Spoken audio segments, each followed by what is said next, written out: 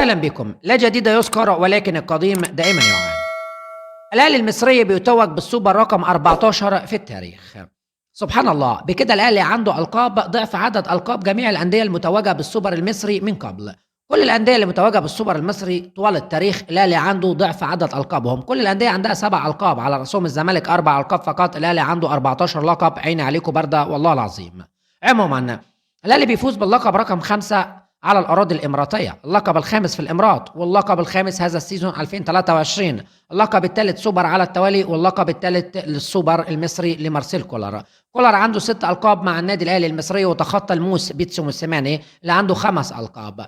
من وجهة نظر الشخصية، رب الخير لا يأتي إلا بالخير، وعسى أن تكرهوا شيئا وهو خير لكم. الماتش كان في المتناول، وماتش سهل، وقبل الماتش الاهلي راكب الجيم، والماتش يخلص 3 و4 و5 بعد اول 2-0 ومرتاح.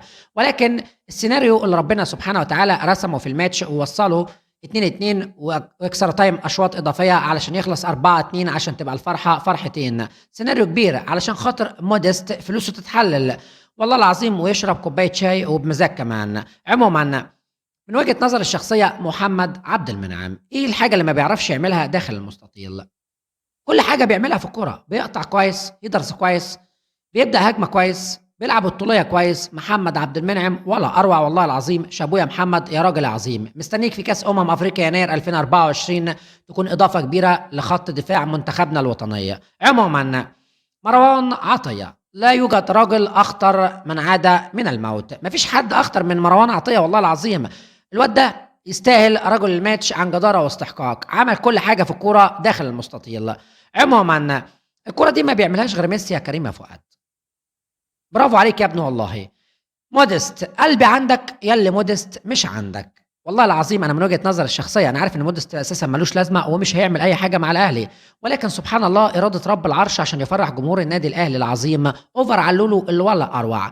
بالمناسبه علولو عمل ماتش عظيم والمفترض يتعمل له تمثال في الجزيره، ولكن الاهلي محتاج باك شمال كويس ومحتاج راس حربه سوبر يكون قوي، لان مودست المفترض ان هو يعتزل اساسا دلوقتي وهو في قمه مستواه. حللت فلوسك، ولكن والله العظيم انا بامانه مهاجم عادي جدا، ومهاجم لا يصلح ان هو يكون للنادي الاهلي العظيم، بس ربنا وفقه علشان خاطر كميه النقد الكبيره اللي خدها الفترات الاخيره.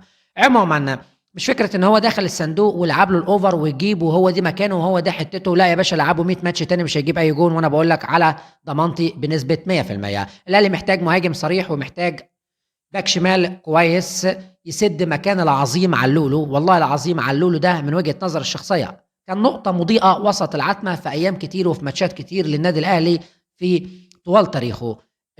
الواد علولو ده من وجهة نظر الشخصية والله العظيم 3 أفضل محترف جه الكرة المصرية في آخر 10 سنوات. أفضل محترف جه وعمل أرقام، أفضل محترف جه وكمل مع التيم وكمل مع الفرقة لفترات طويلة، ليه بصمة واضحة وصريحة لفترات فوق الخيال. من وجهة نظر الشخصية شابوه يا علي معلول.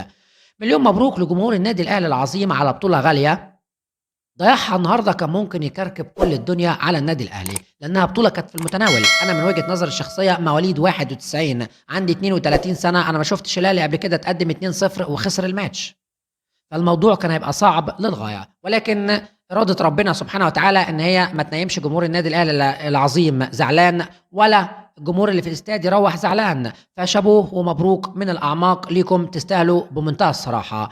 ما تنساش اللايك الجميل والاشتراك في القناة وتفعيل زر الجرس ليصلك كل جديد. حبيب قلبي، دمتم في أمان الله.